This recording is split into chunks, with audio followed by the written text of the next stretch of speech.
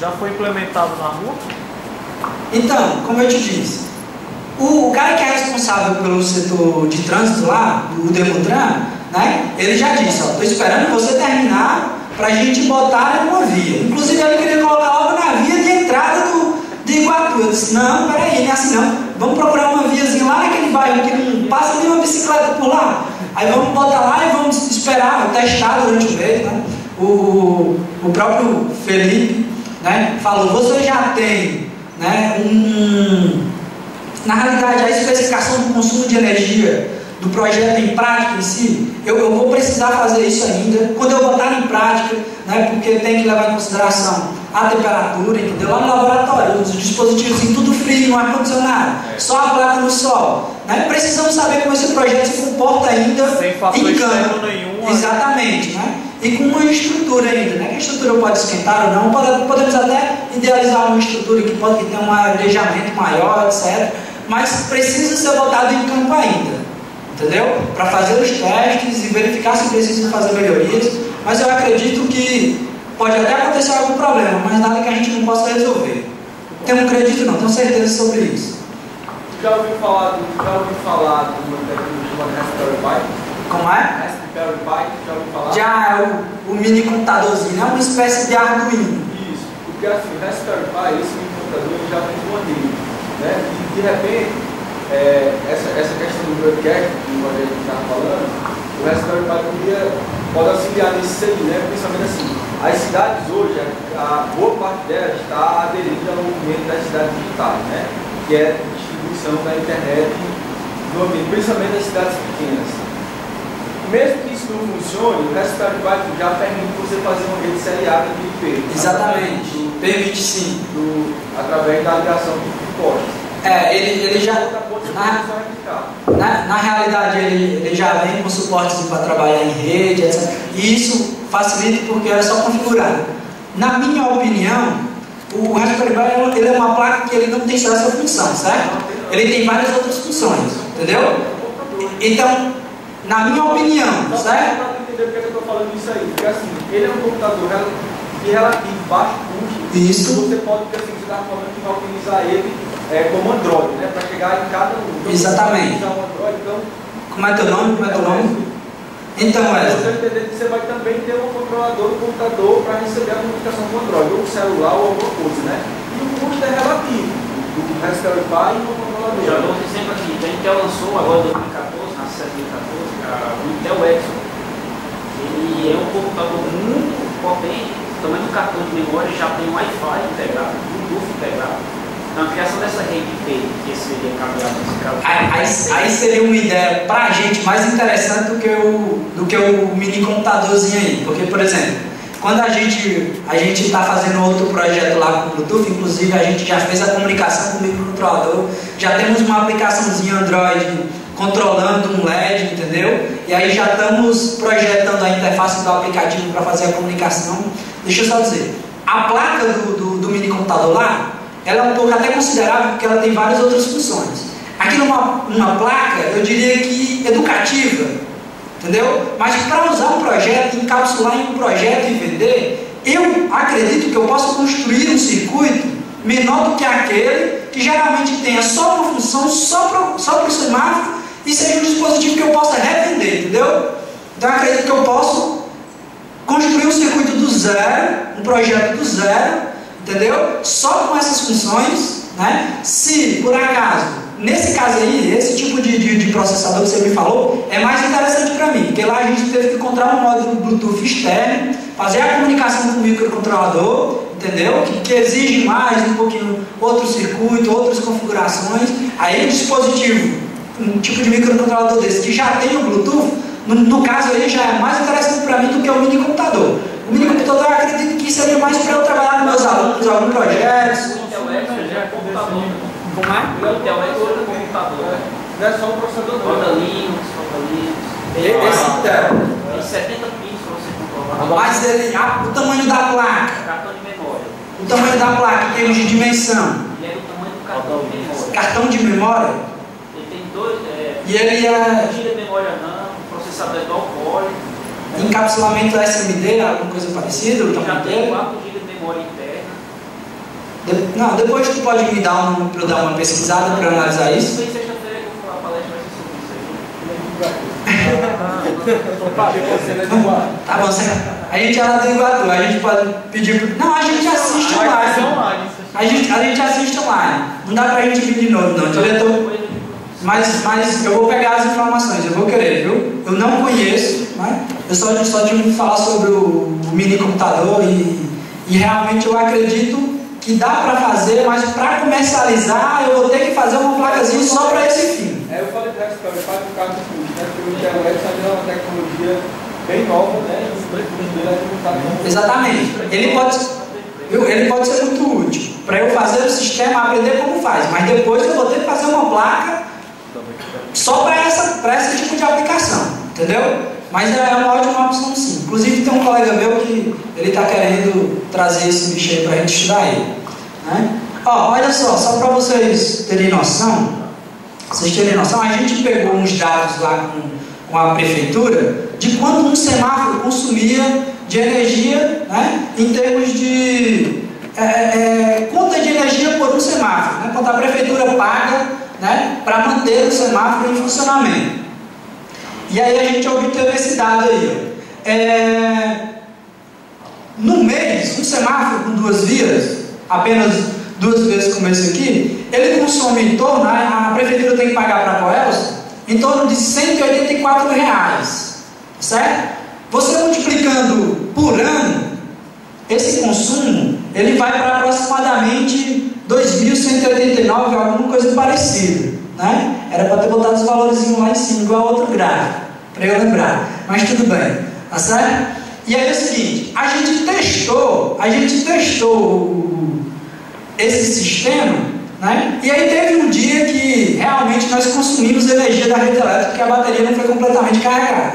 Então não deu para economizar 100%, né? 100% que seria o ideal. Então a gente estipulou que esse sistema consiga no mínimo, né, uma economia de 10%, certo? Uma economia de 10%. Veja só, essa economia de 10%, né, seria mais ou menos um consumo de 10% que geraria uma economia de 90%, né? Isso faria com que a gente pudesse economizar. Tá faltando os valorzinhos ali, tá difícil, mas tudo bem.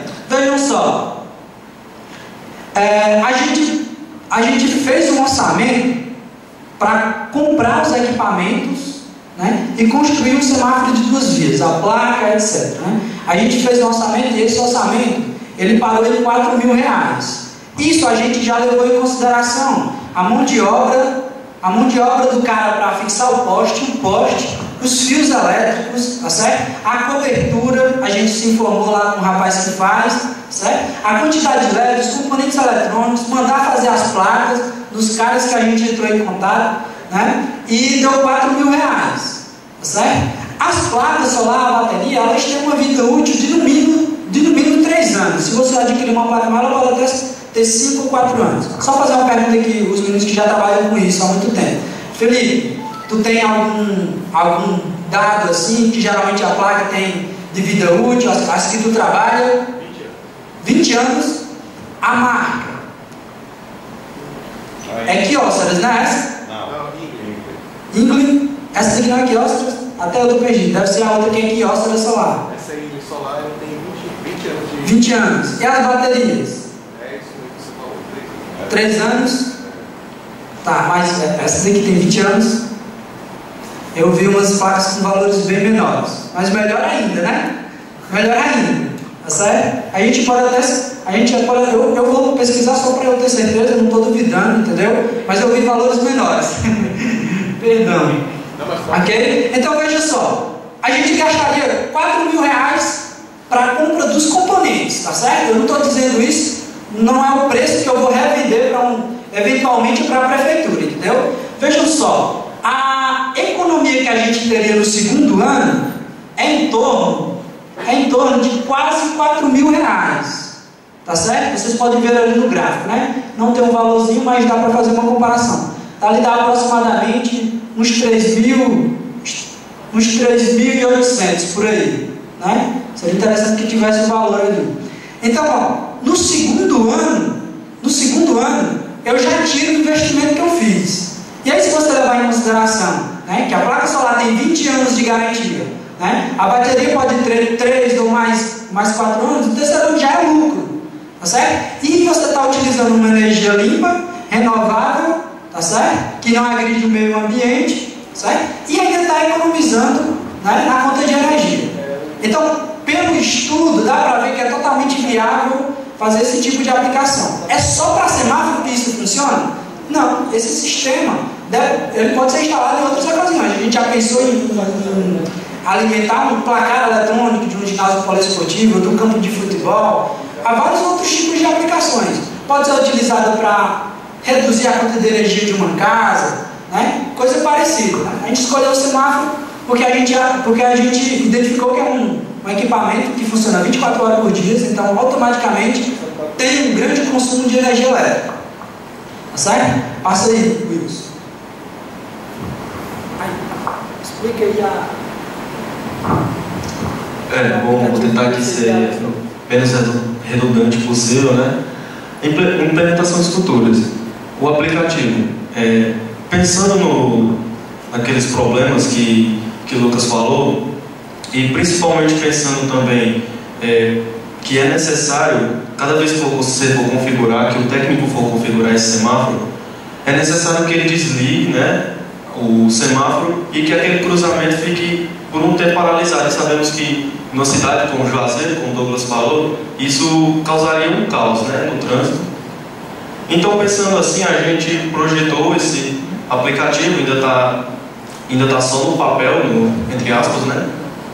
E esse aplicativo possibilitaria ao técnico fazer essa configuração sem ter que tirar o semáforo do poste e, como o Lucas explicou, arrancar o chip e reprogramar.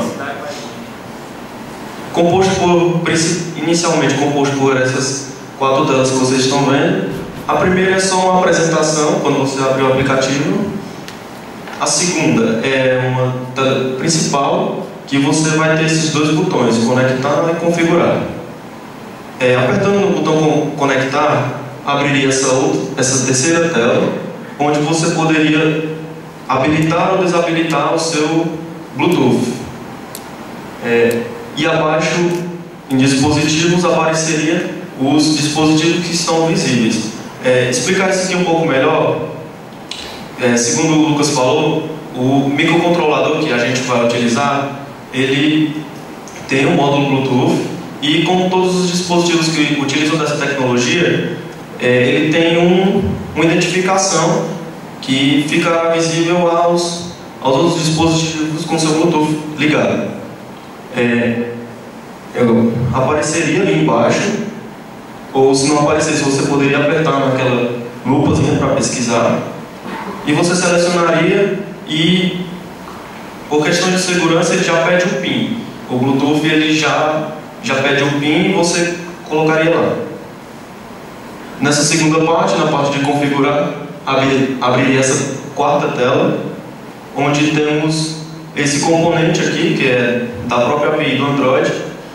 Você clica naquele onde está ali 16 segundos e aparece essa lista aqui com os tempos que a gente achou que seria suficiente para vias aí, dependendo do seu fluxo automotivo. 16, 24 e 32 segundos.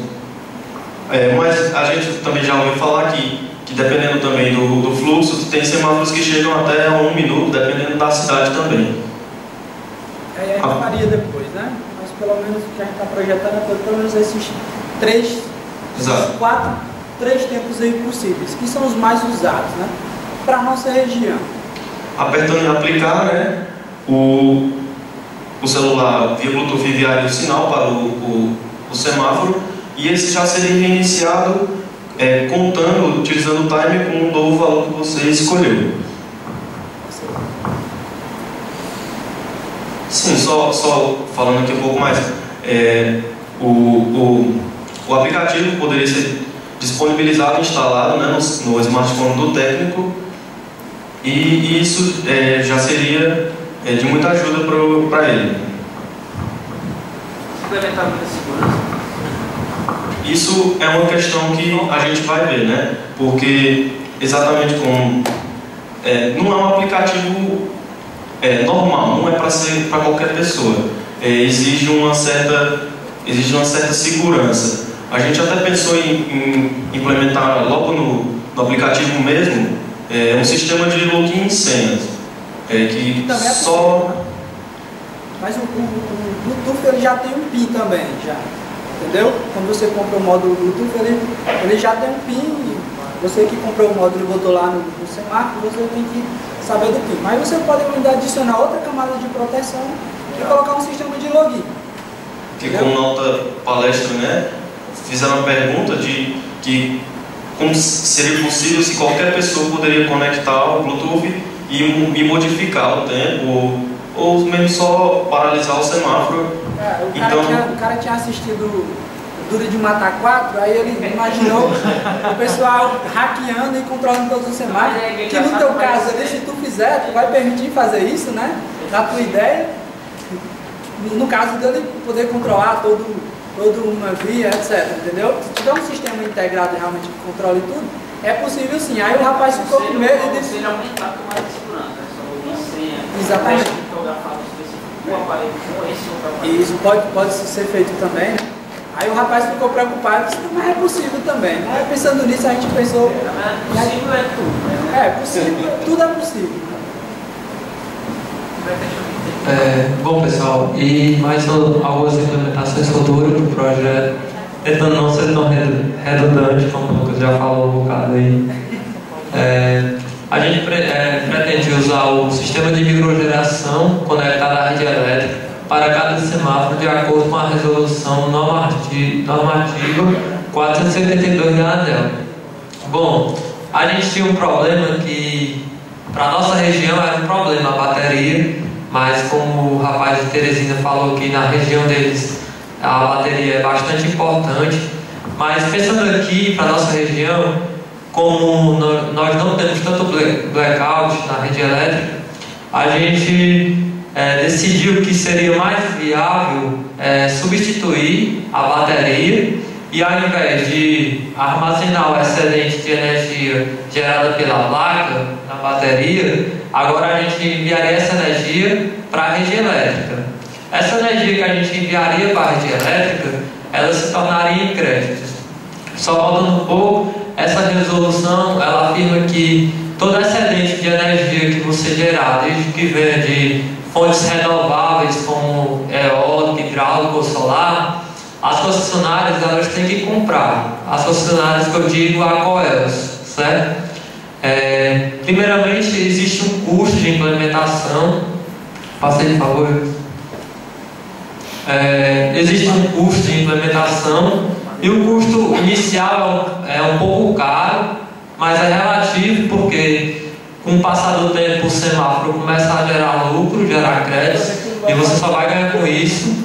O rapaz estava perguntando se poderia implementar na casa dele. Pode. Para você usar esse sistema, você tem que ter uma fonte de energia. No caso aqui na imagem é a placa solar. Você tem que ter um inversor de frequência, porque a placa solar ela gera corrente contínua e a rede elétrica ela trabalha com corrente alternada.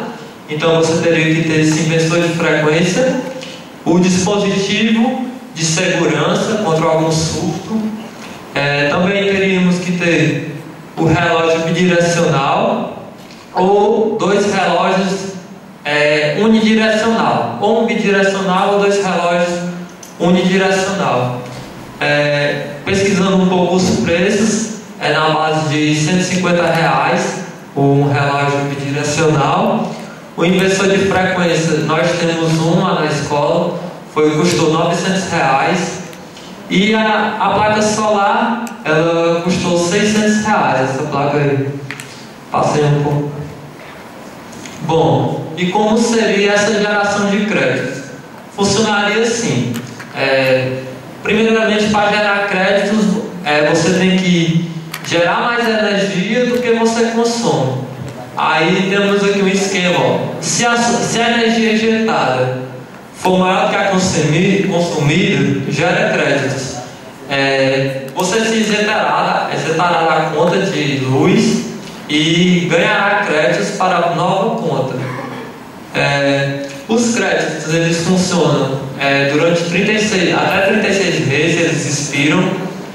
Você pode usar, no nosso caso aqui, se esse semáforo ele gerar energia mais do que suficiente para mantê-lo e com os créditos ainda exceda, os créditos desse semáforo podem ser utilizados em outro semáforo, desde que seja regularizado lá no anel.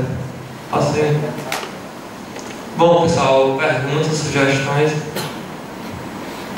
Pessoal, vocês podem falar, sugerir. A gente na realidade, né, a gente está estudando aqui, todo mundo junto, a gente aceita qualquer sugestão, né, qualquer crítica, qualquer correção. Pode ficar à vontade, vocês são todos parceiros. Antes de tudo, eu queria agradecer ao Flaviano aqui pelo convite, todo mundo que ficou, né? Ao Douglas, meu ex-aluno, que está aqui mais uma vez, nos dando atenção, né? Ao Paulo Castro, o nome dele que se deslocaram lá de Teresina para cá para conversar sobre o nosso projeto. Paulo também, se tiver alguma dúvida para falar, alguma dúvida, alguma pergunta, alguma sugestão, pode ficar à vontade. Se quiser ficar para a gente conversar depois também, pode ficar à vontade. Tá certo? Vocês podem pegar o nosso contato aí, ou se preferir, pode pegar pelo menos o meu contato para a gente ficar trocando ideias, dando sugestão para cada um. Se vocês tiverem algum projeto que eu possa ajudar também, eu sou muito disponível em relação a isso. Se vocês puderem me ajudar também no nosso, né, eu agradeço, né, e faço questão, certo? Pode ficar à vontade.